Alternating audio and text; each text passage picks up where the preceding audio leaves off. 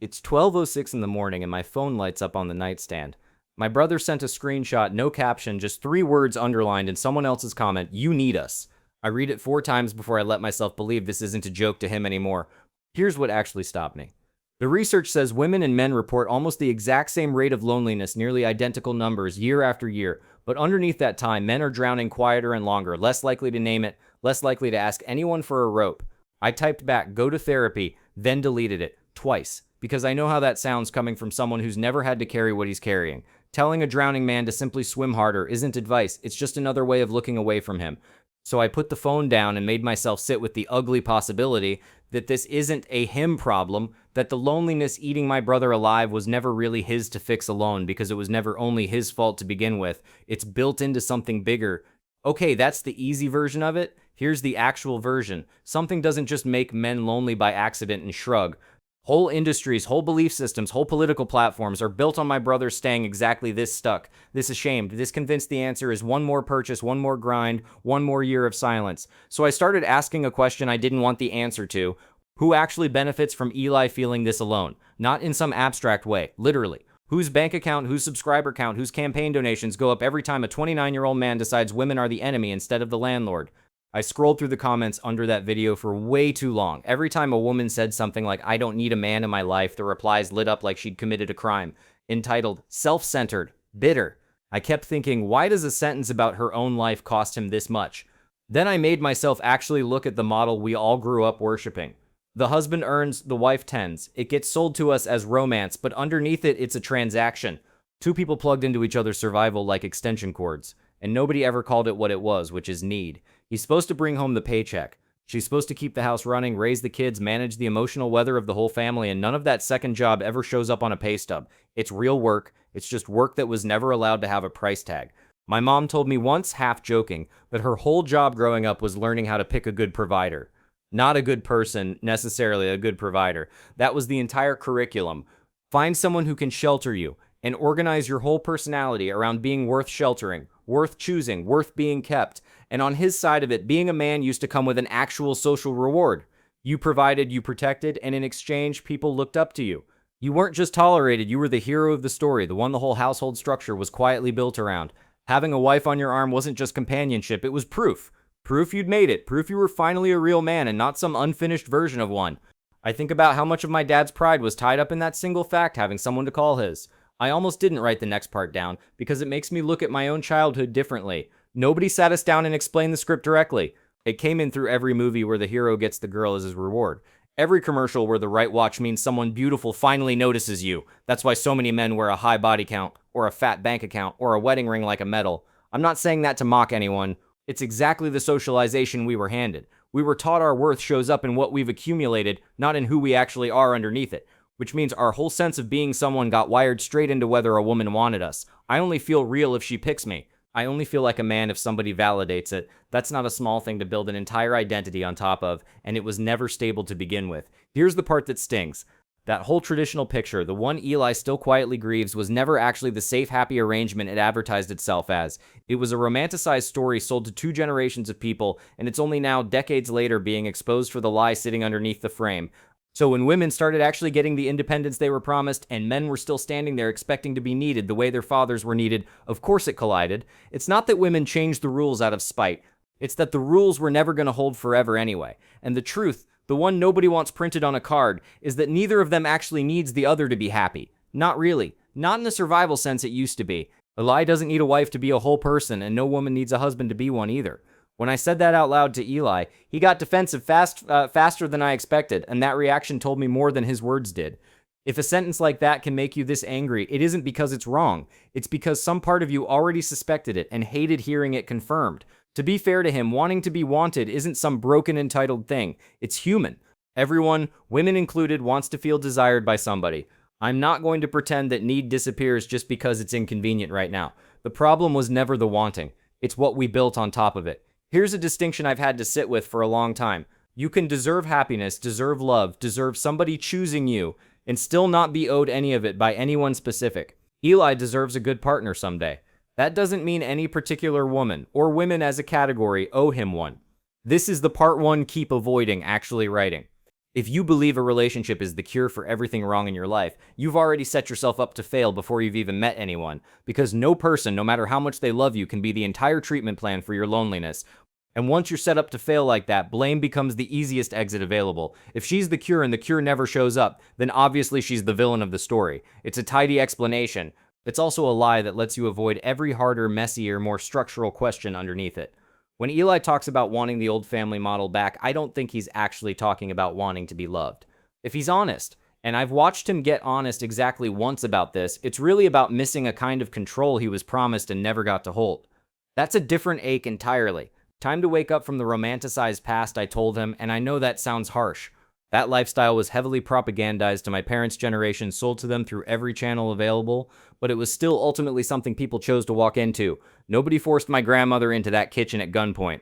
You could try to force it all back by law or by pressure, but you'd still be undoing decades of real hard-won social progress, and that kind of reversal doesn't happen quietly or peacefully, no matter who's demanding it. Force can make someone submit, or it can't manufacture the loyalty the fantasy actually depends on, and it's not slowing down. The civil rights movement, the feminist waves, the fight for trans rights, all of it kept forcing a question men like Eli were never trained to answer. Who am I if I'm not the automatic center of the room anymore? That question alone can feel like the ground disappearing. If you're the kind of person who reads other people's notes apps too, stick around. I write this stuff down regularly, because here's where it gets ugly for Eli. He doesn't just feel like he's failing. He described it to me once as feeling feminized, like the ground shifting under men somehow made him less of one. He was promised that hard work alone guarantees prosperity, that leadership just naturally lands in his lap, that dating would get easier the more effort he put in. None of that showed up on schedule. He's 29, still renting a room, still applying to jobs that ghost him, still single longer than anyone told him to expect. So what does he do with that gap between the promise and the reality? He cranks the dial up instead of questioning it, more stoic, more muscular, more dominant, more aggressive, supposedly more intelligent than everyone doubting him. Like if he just performs the role harder, the missing respect will finally show up. An identity crisis like that doesn't just sit quietly and wait to be resolved on its own. It goes looking for answers, any answers, and it's exactly the kind of desperate, confused state that makes a person the perfect target. Not a villain, a target. There's a difference, and I need to hold on to it. That's when I found the folder on his phone. Screenshots of a program called something like Alpha Reset, $240, promising to fix his dating life, his income, his whole personality in 6 weeks. Small truths about real male pain wrapped around a sales page aimed straight at his open wound. I checked his bank statement app over his shoulder once by accident, and there it was again the following month. A second charge, a slightly different program name. Of course there was. His actual healing was never the product being sold. His continued confusion was because a fixed man doesn't need a second course. Somewhere in all of this, masculinity itself got rebranded as a permanent hustle. Your body has to perform at the gym. Your bank account has to perform online. Your intelligence, your status, your entire self has to be constantly proving itself in public like there's a leaderboard running at all times, and falling back means you've failed at being a man. Here's the irony that actually makes me angry. Men die by suicide at nearly 4 times the rate women do in this country, a gap that's held steady for years, and the same corners of the internet mourning that statistic are simultaneously telling exhausted, overwhelmed men to work harder, toughen up, stop being weak. You can't grieve a wound while reopening it. And here's a detail that's easy to miss. The harshest judge in Eli's life usually isn't a woman at all, it's other men. Other guys online, in his group chat, at the gym, deciding what counts as weak or strong, worthy or pathetic. We were raised to compete with each other, so of course we became each other's toughest critics. Okay, here's the thing I actually haven't told anyone yet.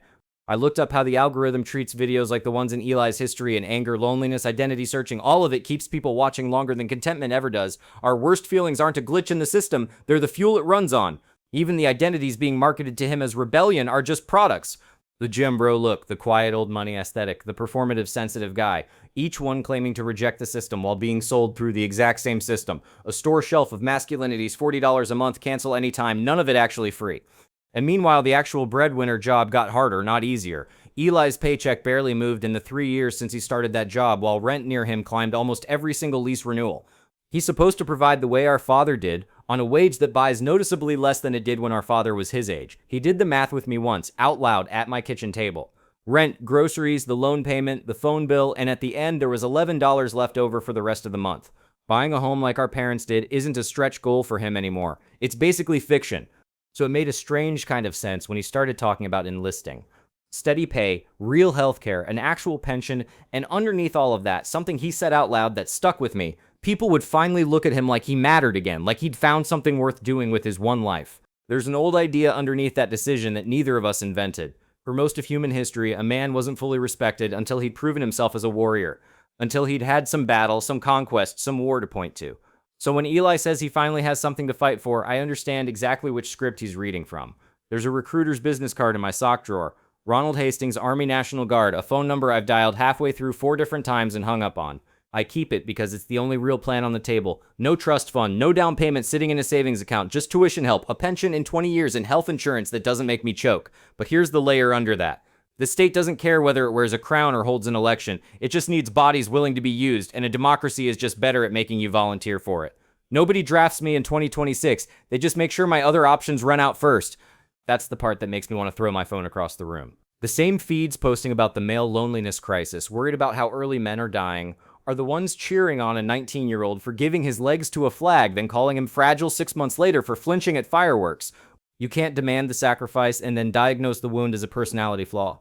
By the time I get home from work most nights, I don't have anything left for anyone. 9 hours at a job that doesn't know my name, 45 minutes each way on the train, and somewhere in there I'm supposed to be building a personality, a body, a bank account, and a girlfriend. I checked my bank app 4 times yesterday. 4.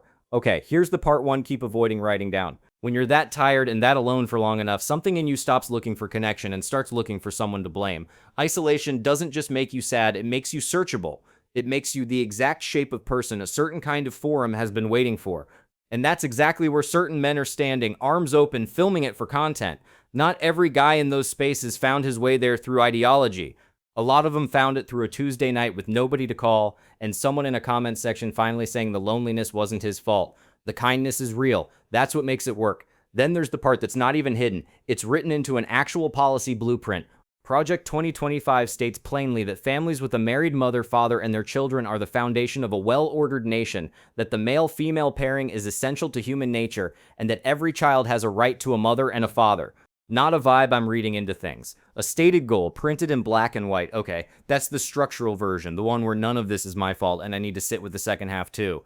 Being shaped by all of that doesn't erase the fact that I'm the one who picks up the phone or doesn't, who apologizes or doesn't, who spends the money or doesn't. Knowing the system is rigged was never a permission slip to stop choosing, which is maybe why I haven't dialed the number on that recruiter's card and why I finally texted back the friend I ghosted for 3 years over something so small I can't even fully remember it.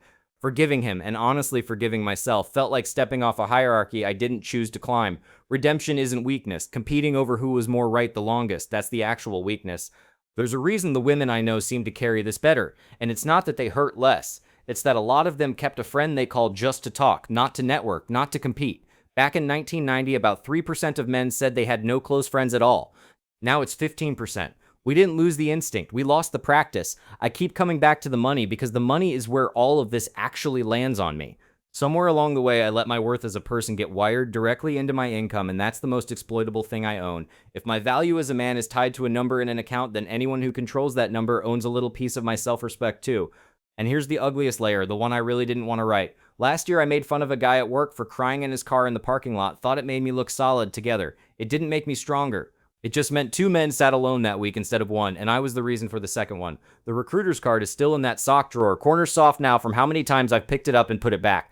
I don't think the answer is joining anything, or proving anything, or finally earning the version of myself I was promised at 8 years old watching my dad's shoulders. Maybe the whole promise was the ghost. I keep almost throwing the card away, and then I don't.